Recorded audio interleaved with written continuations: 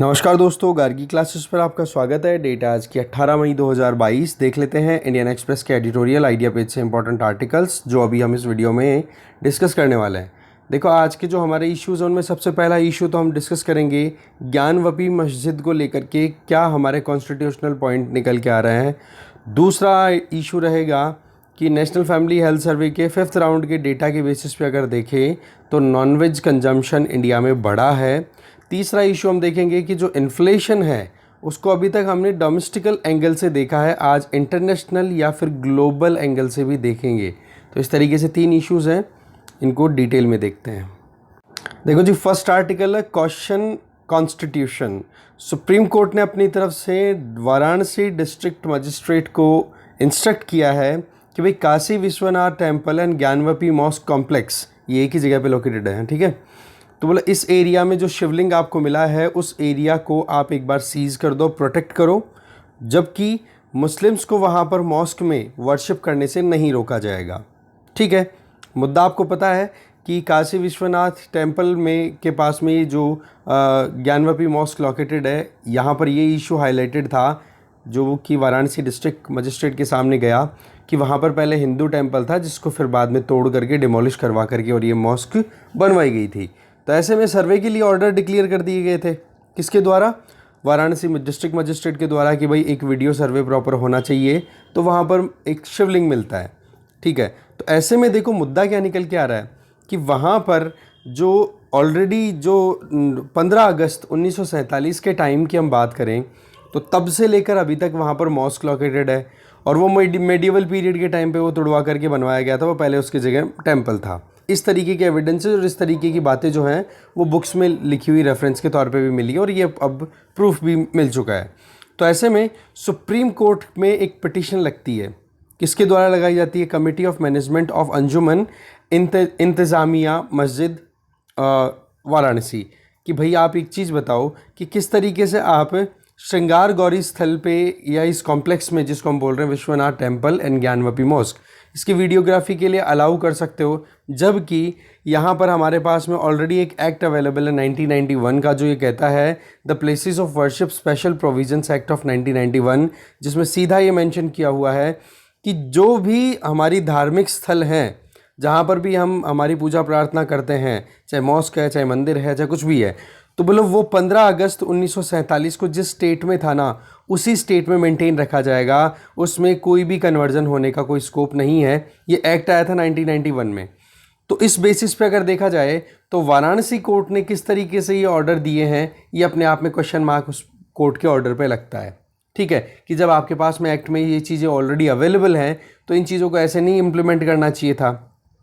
देखो, ये 1991 का जो एक्ट है ना, ये लाया गया था उस टाइम पर जब बहुत ही ज़्यादा गर्मा गर्मी चल रही थी कम्युनल बेसिस पे, क्योंकि मुद्दा था राम जन्मभूमि बाबरी मस्जिद केस का, ठीक है। उस टाइम पर ज़बरदस्त तरीके से मूवमेंट चल रहा था और आपको पता है फिर बाद में ये बहुत बड़ा डिस्प्यूट भी निकल के आया था। अल्टीमेटली 2019 में सुप्रीम कोर्ट ने फाइनली वर्डिक्ट दिया कि हाँ जी, राम जन्मभूमि में वहाँ पर राम मंदिर बनेगा और उसके साइड में मस्जिद के लिए भी जगह वहाँ पर दे दी गई। सो ओवरऑल अगर देखा जाए ना तो जब ये सुनवाई हो रही थी ना 2019 में कि राम मंदिर बनेगा कि नहीं बनेगा, कहाँ पर बनेगा, तो राम मंदिर में भी का जो वर्डिक्ट आया ना उसमें भी सुप्रीम कोर्ट ने the places of worship act of 1991 को ही कोट किया था, जिसमें साफ साफ ये कहा कि हमारे कॉन्स्टिट्यूशन में हमने खुद को कमिट कर रखा है, हमारे ऊपर ऑब्लिगेशन है कि हम सभी को धर्म की स्वतंत्रता देंगे, right to religion article 25 to 28, secularism जिसमें हमारी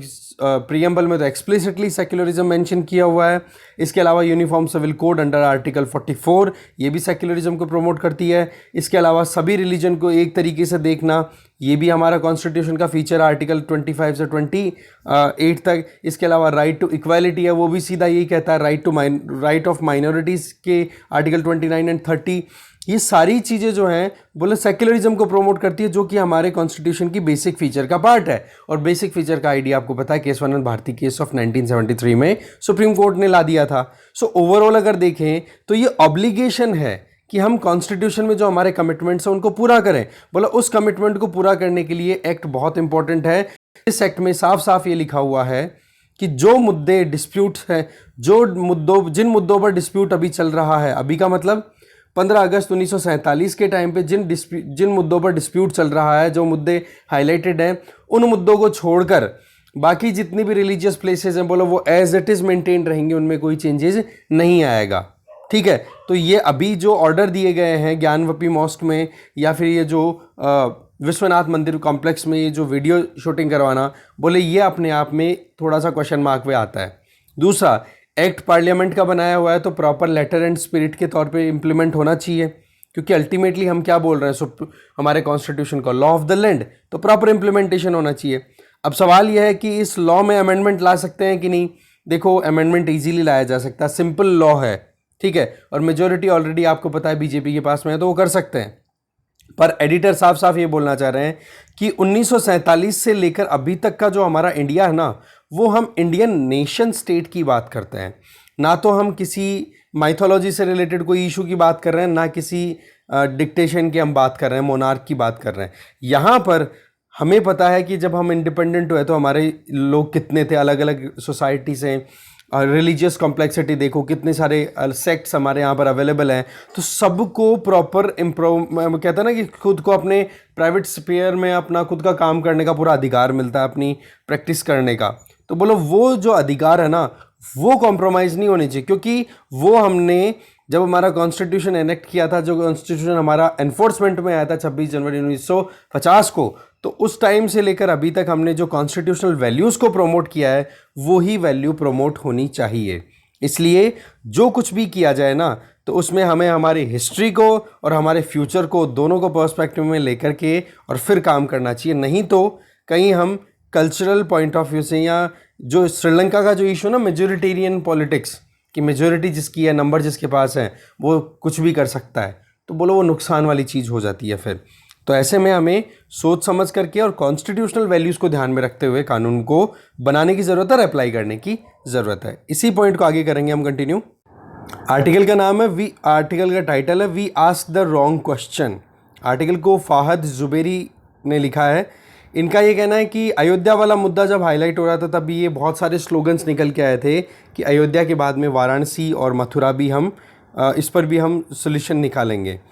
तो राइटर जो हैं वो सीधा सा पॉइंट उठा रहे हैं आर्किटेक्चर पॉइंट ऑफ व्यू से। देखो, आर्किटेक्चर से आज आप देखते हो, हम हिस्ट्री में पढ़ते हैं, कितना आइडिया लगता है कि टेम्पल्स कहाँ पर थे, कहाँ कहाँ पर इकोनॉमिक एक्टिविटीज़ हुआ करती थी, ये सारी डिटेल हम लेते हैं। ठीक है, तो ऐसे में हमें ये तो पता है कि हिस्ट्री को अंडरस्टैंड करने में जितना इम्पोर्टेंट रोल मैन्यूस्क्रिप्ट, हाथ से लिखी हुई किताबें, या फिर कोई भी आप इंस्क्रिप्शंस की बात कर लो, उससे ज़्यादा इम्पोर्टेंट रोल आर्किटेक्चर करती है। इसके पीछे कारण भी सीधा बताया इन्होंने कि जो मैन्यूस्क्रिप्ट है या फिर जो इंस्क्रिप्शंस हैं, वो तो आप क्या करते हो, म्यूज़ियम में ले जा करके रख देते हो, और म्यूज़ियम में हर कोई जाता है क्या? नहीं। जबकि कोई टेम्पल है, कोई मॉस्क है, कोई मॉन्यूमेंट है, वहाँ पर हम विज़िट करने के लिए एक बार ज़रूर जा कर के आएंगे कि भाई क्या सोच के साथ किसी राजा ने या उस पर्टिकुलर पीरियड के टाइम पे जो पॉलिटिकल सिस्टम चलता था, उस सिस्टम के हिसाब से कैसे वो आर्किटेक्चरल डेवलपमेंट किए गए थे। तो राइटर सीधा सा पॉइंट क्या उठा के लाना चाह रहे हैं, वो ये कि एंशिएंट या मेडिवल टाइम की जो पॉलिटी थी उसको और आज के टाइम की जो पॉलिटी है जिसमें हम कॉन्स्टिट्यूशनल डेमोक्रेसी में जी रहे हैं, उनके बीच में एक बड़ी दीवार हमने बनाई थी 1947 में कि भाई हम हमारे बुरे इतिहास को उखाड़ेंगे नहीं, ना उसको कुरेदेंगे, बस आगे बढ़ेंगे एक इंडियन नेशन स्टेट के आइडिया पे। तो बोले ये जो अभी एक्टिविटीज़ आ रही है बार बार, जबकि 1991 का the worship places act, special provision act जो है, the places of worship act of 1991, उसमें सीधा यही चीज़ तो मेंटेन करने की बात की थी। और डेट क्यों हमने इंडिपेंडेंस वाली ही फिक्स की, 15 अगस्त 1947 ही क्यों फिक्स की? क्योंकि इसलिए फिक्स की थी कि हम जब इंडिपेंडेंट हुए थे तो हमने एक सपना लिया था कि अब हम यहाँ पर किसी राजा की कहते हैं ना रहमो करम पे नहीं है, या फिर किसी मतलब माइथोलॉजी, या फिर कहते हैं ना कि केवल और केवल मतलब लिखी हुई बुक्स के बेसिस पे नहीं है। अब यहाँ पर लोगों की कंसेंट के बेसिस पे है, सिटीजन्स की कंसेंट के बेसिस पे हम यहाँ पर रूल कर रहे हैं और रूल करवा रहे हैं खुद पे। अल्टीमेटली हम कॉन्स्टिट्यूशनल डेमोक्रेसी की बात कर रहे हैं। ठीक है, तो बोले ये वैल्यूज़ कहीं पर भी डाइल्यूट नहीं होनी चाहिए। तो राइटर बोल रहे हैं कि एक तो आर्किटेक्चर की बात की जाए तो बेशक आर्किटेक्चर में हमें सिविलाइजेशंस के बारे में पता पड़ता है। देखा जाए तो मैन्यूस्क्रिप्ट हो या फिर इंस्क्रिप्शंस हो, ये तो फ्रेजाइल होती है, ख़त्म भी हो जाती है टाइम के साथ में, बट आर्किटेक्चरल मॉन्यूमेंट्स जो बन गए वो परमानेंट रहते हैं। इससे क्या होता है, हर कोई घूम फिर करके पता कर पाता है कि हाँ भाई पुराने टाइम पर क्या परिस्थितियाँ रही थी। इसका मतलब क्या हो गया, आर्किटेक्चर हमें हिस्ट्री के बारे में पूरा बताती है, और हिस्ट्री पॉलिटिक्स की हिस्ट्री भी बताती है कि कैसी सोच के साथ में वो काम किए गए थे। यहाँ पर राइटर सेक्युलरिज्म को बिल्कुल सपोर्ट नहीं कर रहे हैं, यहाँ पर राइटर नेशन स्टेट की बात कर रहे हैं कि भाई इंडियन नेशन स्टेट जो हमने कंस्ट्रक्ट किया था, बोला उसके आइडियल्स को तो कम से कम आप कॉम्प्रोमाइज़ मत करो। जब हमने पूरा सोच समझ करके एक सेटलमेंट क्रिएट किया था जिसको इंडियन कॉन्स्टिट्यूशन हम बोलते हैं, बोला उस कॉन्स्टिट्यूशन को तो हमें कम से कम उन वैल्यूज़ को, उन पिलर्स को तो कंटिन्यू करना चाहिए। अब ज्ञानवापी मॉस्क और ये वाराणसी वाला जो मुद्दा चल रहा है, बोले इस मुद्दे में मेन चीज़ यही आ रही है कि पहले टेम्पल था, उसको डिस्ट्रॉय करके मॉस्क बनवा दिया। तो आप एक चीज़ देखो यहाँ पर कि हम कहाँ जी रहे हैं। आज की परिस्थिति ये है कि यहाँ पर ना तो हम माइनॉरिटीज़ के बारे में सोचें और ना ही सेक्युलरिज्म के बारे में सोचें। हमें सिर्फ इतना सा सोचना है कि आर्कियोलॉजी या आर्किटेक्चरल साइट है जहाँ पर कुछ कॉन्फ्लिक्ट रहा हुआ है, बट वो कॉन्फ्लिक्ट जो था वो पास्ट का है, जिस पास्ट को हम आज के 70 साल पहले छोड़ के आ चुके हैं। ठीक है, फिर राइटर बोलना चाह रहे हैं आगे कि इसके दो तरीके होते हैं। देखो, हमेशा पहले जो रूलिंग हुआ करती थी ना, उसके दो तरीके होते थे कि कैसे रूलर अपनी लेजिटिमेसी गेन करता था, लोगों में अपना विश्वास बना पाता था कि भाई मैं बहुत इंपॉर्टेंट हूँ, मेरी इज्जत करो आप। तो एक तो होता था इंट्रा स्टेट और एक होता था इंटर स्टेट। इंट्रा स्टेट मतलब विद इन एम्पायर। कैसे होता था कि राजा बोलता था कि भाई मैं गॉड का रिप्रेजेंटेटिव हूँ। ये वो वक्त था जब Abrahamic world, that means Islamism promote हुआ था। मेडिएवल पीरियड की बात है, जब कहते थे कि भाई अल्लाह का रिप्रेजेंटेटिव हूं मैं और मेरी बात मानो। दूसरी तरफ अगर हम बात एंशिएंट वर्ल्ड की बात करें तो वहां पर माइथोलॉजीज की बात की जाती थी, पुराणों की, इनकी बात करते थे कि भाई भगवान जो है वो इस तरीके से काम करवाता है, तभी तो ये मंदिर मस्जिद और ये बनवाए जाते थे। सो ओवरऑल देखा जाए तो लेजिटिमेसी के लिए राजा ने किसका यूज किया, एक ऐसी इमेजिनेशन जो कि कोई इमेजिन ही नहीं कर सकता, जिसको कोई देख नहीं सकता। भाई डर किसका लगता है, जिसको आपने नहीं देखा, देख लिया उसका कहां डर। ठीक है, तो ये कॉन्सेप्ट था। ये तो इंट्रा स्टेट मैटर हुआ करते थे एंशिएंट और मेडिवल पीरियड के टाइम पे, जब राजा अपनी रेलेवेंस बनाता था।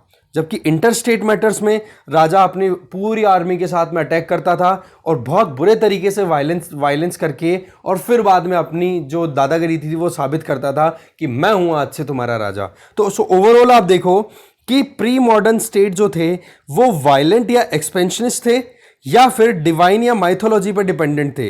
पर आज जिस स्टेट में हम जी रहे हैं वो मॉडर्न स्टेट है, जिसका आइडिया फ्रेंच रेवोल्यूशन से डलता है, जहां पर लेजिटिमेसी ऑफ रूल होती है ना कि लेजिटिमेसी ऑफ इंडिविजुअल। और सारे इंडिविजुअल मिलकर के अपने लिए कानून बनाते हैं जिसको हम कॉन्स्टिट्यूशन बोलते हैं, और उस कॉन्स्टिट्यूशन को सबको फॉलो करना होता है। बोलो वही चीज है जो कि सीधा सीधा मेडिएवल और एंशिएंट वैल्यूज को बिल्कुल डिस्कार्ड करती है कि भाई आपको भगवान का दूत हूं मैं। नरेंद्र मोदी जी ये नहीं कह सकते कि मैं भगवान का दूत हूं और मेरे को प्रधानमंत्री समझो। हम क्यों मानते हैं उनको प्रधानमंत्री, क्योंकि कॉन्स्टिट्यूशन में जो वैल्यूज हमने एनविसाज कर रखी है, उन वैल्यूज के बेसिस पे उनका इलेक्शन हुआ, इलेक्शन के बेसिस पे उनको जीत मिली तो वो प्रधानमंत्री बन गए। तो बोले इन वैल्यूज को हमें कहीं पर भी डिस्कार्ड नहीं होने देना चाहिए। और ये जो फ्रेंच रेवोल्यूशन में मॉडर्न स्टेट नेशन का आइडिया जो आया था, नेशन स्टेट का, वो आज भी बहुत ज़्यादा रेलेवेंट है। Even American declaration of independence जो था, ये वही टाइम था अमेरिका के इंडिपेंडेंस का, रेवोल्यूशन का, 1770s 80s वाला, और जिस टाइम पर 1789 में फर्स्ट फ्रेंच रेवोल्यूशन आउटब्रेक हुआ था। ठीक है, तो सेम सी वैल्यूज़ पे ही काम हुआ था कि भाई कैसे भी करके मॉडर्न स्टेट हमें बनाना है।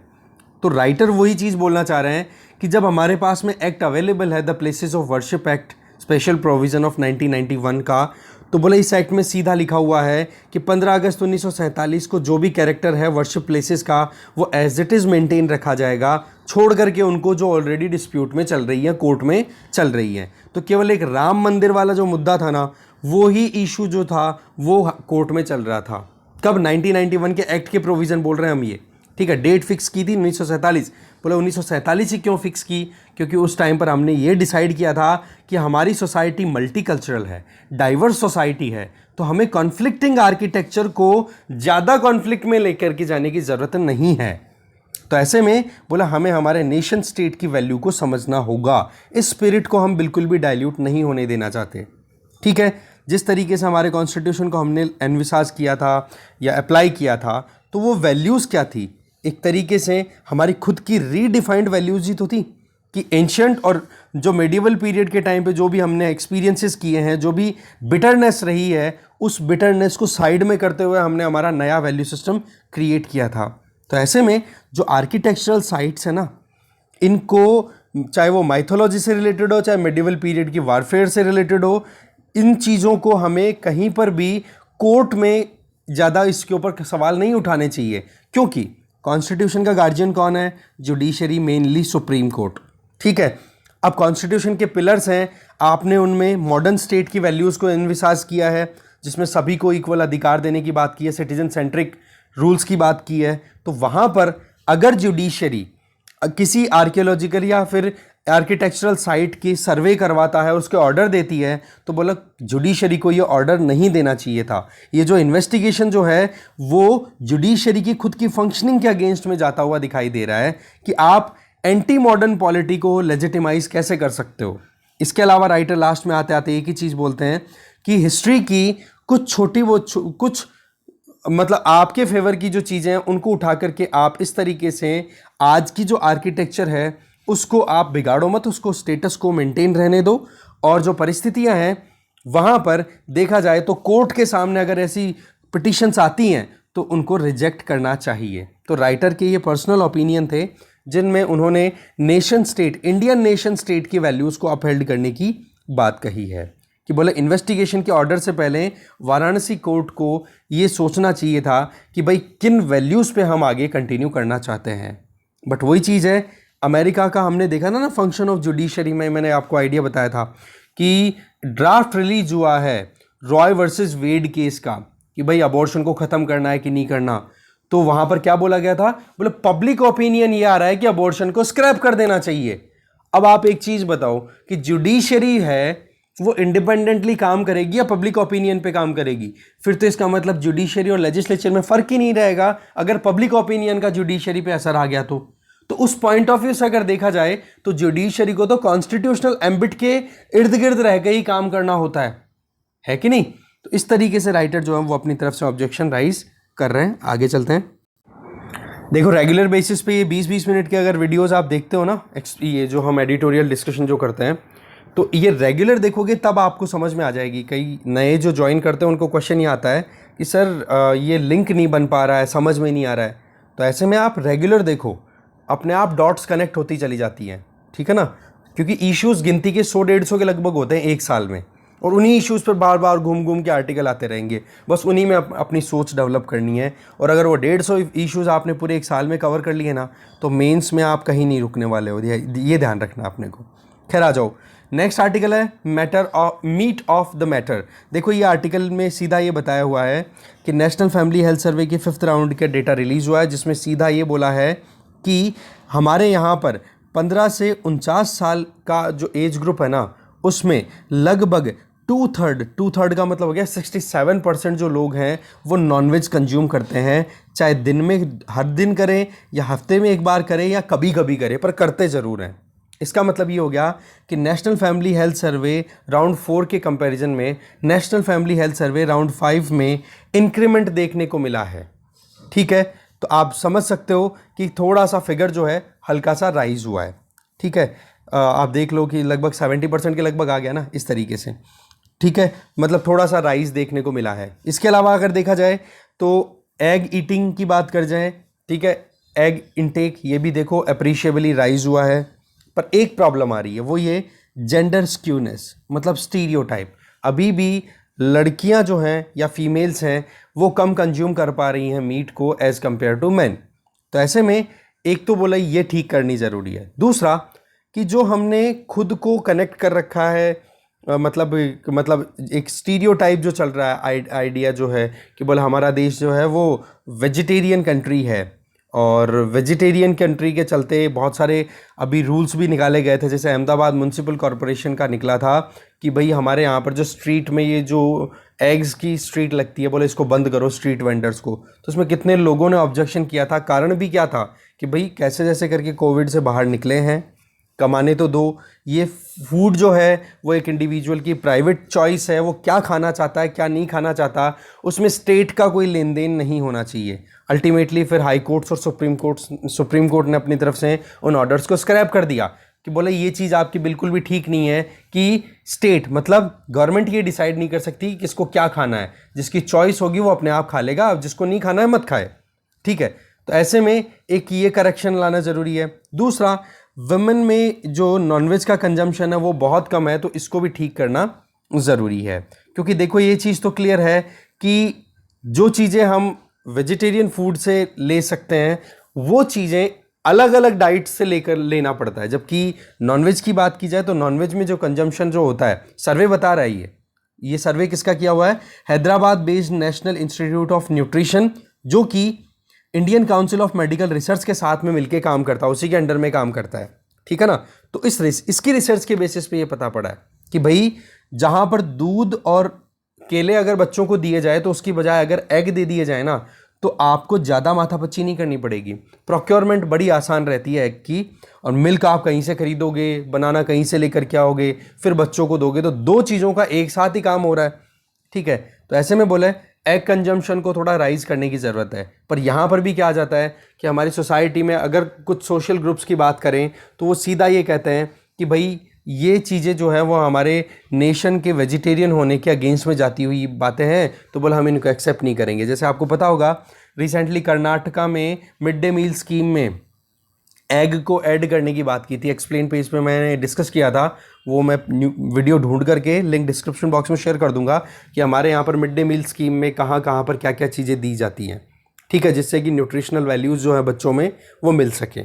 तो देखा जाए ना तो मिड डे मील स्कीम में हमारे यहाँ पर जो गवर्नमेंट स्कूल या फिर गवर्नमेंट एडेड स्कूल में जो बच्चे जाते हैं उनको जो रिक्वायरमेंट है बॉडीली, वो रिक्वायरमेंट एग से ईजीली फुलफिल की जा सकती है। पर वही चीज़ है कि अभी भी कहीं ना कहीं पॉलिटिक्स खेली जाती है इस पर, जिसके चलते प्रॉब्लम थोड़ी सी बढ़ रही है।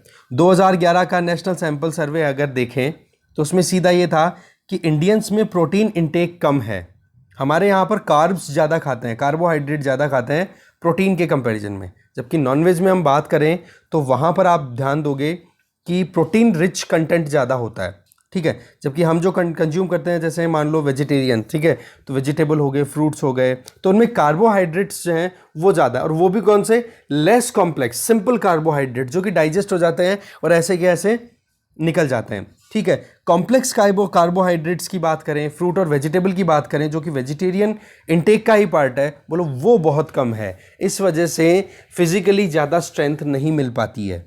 ठीक है, इसके अलावा ग्लोबल हंगर इंडेक्स की बात करें तो इंडिया की परफॉर्मेंस बहुत ही बुरी चलती है।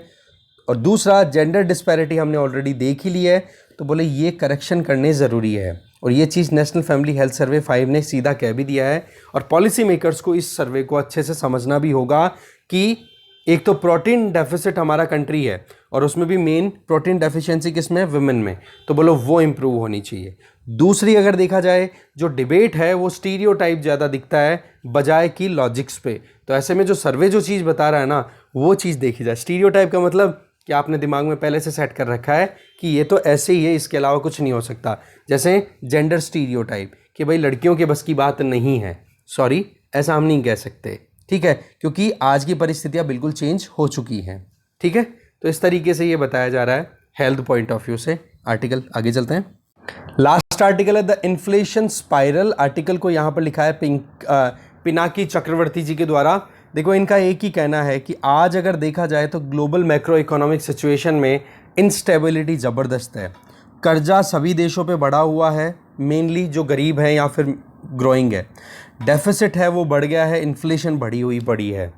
चाहे फिर इसके पीछे का कारण हम लें रशिया यूक्रेन वॉर लें या कुछ और कारण लें पेंडेमिक की वजह से।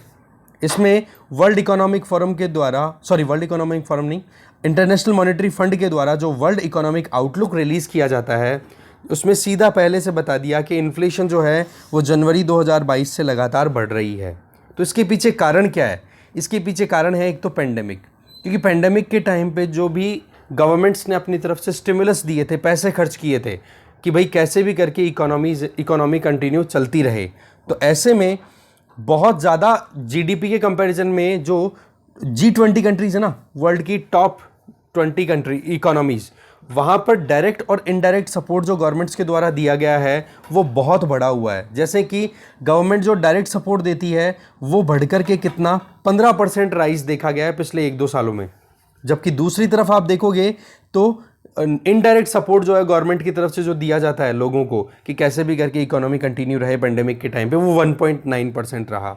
चाहे फिर वो ब्राज़ील हो, टर्की हो, इंडिया हो, इंडोनेशिया हो, तो यहाँ पर हमने भी जीडीपी का 10% एक्स्ट्रा खर्च किया है। अब भाई सीधी सी बात है, पैसा अगर सरकार ज़्यादा खर्च करेगी तो लिक्विडिटी तो बढ़ेगी, और लिक्विडिटी बढ़ेगी तो लोगों के हाथ में पैसा जाएगा, मार्केट में मनी सर्कुलेशन होगा, महंगाई बढ़ेगी कि नहीं। ओवरऑल एस्टिमेट तो ये कहता है कि लिक्विडिटी सपोर्ट जो है गवर्नमेंट अलग अलग इंटरनेशनल गवर्नमेंट्स के द्वारा वो लगभग 17,000 बिलियन डॉलर का दिया गया है। अब आप देख लो इसमें गवर्नमेंट ने सपोर्ट अकेले कितना दिया है, 4,000 बिलियन डॉलर का। टोटल स्टिमुलस कितना दिया है? स्टिमुलस का मतलब ये बैंकों के द्वारा लोन और ये सारे आ गए इसमें, ठीक है, या फिर वो क्या बोलते हैं सस्ते इंटरेस्ट रेट करना जिसकी वजह से लिक्विडिटी और इंक्रीज हो गई, तो वो 17,000 बिलियन डॉलर्स हैं, पर केवल गवर्नमेंट की तरफ से सपोर्ट भी 4,000 बिलियन डॉलर का गया है। तो आप खुद देख सकते हो कि मार्केट में लिक्विडिटी बढ़ाने में गवर्नमेंट्स ने कितना रोल प्ले किया है। इसके अलावा पिछले कुछ हफ्तों की हम बात करें तो सेंट्रल बैंक्स ने इन्फ्लेशन को कंट्रोल करने के लिए अपनी इंटरेस्ट रेट है वो राइज़ की है, चाहे फिर वो यूएसए का फेडरल रिजर्व हो, सेंट्रल बैंक ऑफ इंग्लैंड हो, या फिर रिजर्व बैंक ऑफ इंडिया हो, सब ने। क्योंकि प्रॉब्लम क्या आ गई है, महंगाई ज़बरदस्त बढ़ गई है। तो इसके पीछे राइटर सीधा कारण बता रहे हैं, वही चीज़ें कि भाई गवर्नमेंट ने कोविड के टाइम पे जो मनी सप्लाई इंश्योर की थी, एक तो वो है, उसके कारण बहुत महंगाई बढ़ी है। इसके अलावा अगर देखें तो अभी 2020 से 2022 तक हम आ गए, पेंडेमिक अभी भी ख़त्म नहीं हो रहा, अभी भी सरकारें कहीं ना कहीं कोशिश कर रही हैं। इसके अलावा राइटर ये बोलना चाह रहे हैं कि सरकारों पर जो बाहरी कर्जा है वो बहुत बढ़ गया है, क्योंकि सीधी सी बात है जो लो इनकम या मिडिल इनकम कंट्रीज़ हैं उन्होंने अपनी तरफ से खर्चा बढ़ाया। क्यों बढ़ाया? हेल्थ सेगमेंट को प्रमोट करने के लिए, भाई हमारे लोग मरे नहीं, तो उनको पैसा ज़्यादा खर्च करना पड़ा ना, तो बाहर से चीज़ें इंपोर्ट जब करनी पड़ी तो उनको मजबूरन पैसा उधार लेना पड़ा। और आज इशू ये है कि 2018 से लेकर 2020 के बीच में जो कहते हैं ना कि डेट जो है, कर्जा जो है सरकारों पर, वो लगभग 123% तक बढ़ चुका है। अब आप देख लो कि कितना राइज देखने को मिला है, ठीक है। इसमें भी अगर हम साउथ एशिया की बात करें तो श्रीलंका का हाल आप देखोगे तो बहुत ही बुरा हाल है। श्रीलंका से जो एक्सपोर्ट होता है वो, और श्रीलंका पे जो कर्जा है वो, इन दोनों का अगर रेशियो निकाला जाए ना तो उसमें इंक्रीमेंट है 250 से 450% का। अब आप देख लो कि कितना ज़्यादा डेट बर्डन आ चुका है इमर्जिंग इकोनॉमीज पे, ठीक है। जबकि हम दूसरी तरफ देखें, इंडिया की बात करें तो इंडिया थोड़ा सा ढंग से परफॉर्म कर रहा है। हमारे यहाँ पर जनरल गवर्नमेंट पे जो कर्जा है वो आप देखो 25.75% था, जो कि थोड़ा सा कम हुआ है, उल्टा 24.68%, ठीक है, क्योंकि थोड़ा सा एक्सपोर्ट भी राइज हुआ है और ज़्यादा हमने कर्जा बाहर से उठाया नहीं है। सो ओवरऑल अगर देखा जाए ना तो कुछ एक इकोनॉमीज को छोड़ दो, बाकी इकोनॉमीज बहुत ज़्यादा क्राइसिस में, जिसमें श्रीलंका का तो एग्जाम्पल हमें एकदम खुला दिखता है। तो हमें क्या करने की ज़रूरत है? ग्लोबल इकोनॉमी को ज़रूरत है कि कोऑर्डिनेटेड पॉलिसी बनाई जाए। इसका मतलब क्या हो गया कि सभी गवर्नमेंट्स जो भी हैं उनको साथ में मिलकर के काम करना होगा, नहीं तो जो डेवलप्ड एडवांस इकोनॉमीज़ हैं वो तो देखो अपने यहाँ पर प्रॉब्लम्स को कंट्रोल करने में सक्सेसफुल हो जाएंगी, बट जो गरीब देश हैं वो मुश्किलों में आ जाएंगे। साथ में फिस्कल सस्टेनेबिलिटी पर भी ध्यान रखना होगा कि कितना रेवेन्यू कलेक्शन हो रहा है, कितना सरकारें लोगों को राजी करने के लिए पैसा खर्च कर रही हैं, उस पर भी ध्यान देने की ज़रूरत है, ठीक है। नहीं तो क्या हो सकता है कि ये जो डेवलप्ड इकोनॉमीज़ हैं ये अपनी तरफ से अचानक से अगर राइज़ करती हैं इंटरेस्ट रेट को, जैसे अभी रिसेंटली यूएसए की जो फेडरल रिजर्व ने इंटरेस्ट रेट राइज़ की, तो इसका नुकसान इतना ज़्यादा हो रहा है कि डॉलर के कंपैरिजन में इमर्जिंग इकोनॉमीज़ की जो करेंसीज़ हैं, चाहे हमारी रुपी की बात कर लो, इंडोनेशियन करेंसी हो, या फिर रिंगित हो मलेशिया का, या थाईलैंड का बाट हो, ये सारे के सारे डिक्लाइन कर गए हैं, ठीक है। तो बोले इसमें बहुत मुश्किलें होती हैं, जब वो इंपोर्ट करते हैं तो बहुत महंगा हो जाता है उनके लिए। तो ऐसे में डेवलपिंग कंट्रीज़ को साथ में लेने की ज़रूरत है। इमर्जिंग इकोनॉमीज़ अगर इमरजेंसी रिस्पॉन्स दे रही हैं इस इन्फ्लेशन को कंट्रोल करने के लिए, तो इसमें सभी कंट्रीज़ को कोऑर्डिनेटेड मैनर में काम करना होगा, तब जा करके। और दूसरा, ये जो कर्जा बढ़ चुका है किन पे, इमर्जिंग इकोनॉमीज़ पे, इसको भी रिजॉल्व करने में हेल्प करने की ज़रूरत है, या फिर इस पर भी ध्यान देने की ज़रूरत है। नहीं तो क्या होगा, कुछ देश, वही बात इनइक्वालिटी, ऑक्सफैम की जो रिपोर्ट है उसके हिसाब से कि कोरोना वायरस क्या हो गया, इनइक्वालिटी वायरस हो गया, गरीब गरीब हो गया, पैसे वाला हो गया, चाहे वो देश हो चाहे लोग हों, कोई भी हो, ठीक है। तो बोले एक प्रॉपर मैनर में काम करने की ज़रूरत है। तो ये देखो हमारी इकोनॉमी को, जब से हमने ग्लोबलाइजेशन, हमने इकोनॉमी में रिफॉर्म्स इंट्रोड्यूस किए ना, तब से ये एक इंटीग्रेशन हुआ है इंटरनेशनल या ग्लोबल इकोनॉमी के साथ, ठीक है। डिस्कशन यहीं ख़त्म, थैंक यू।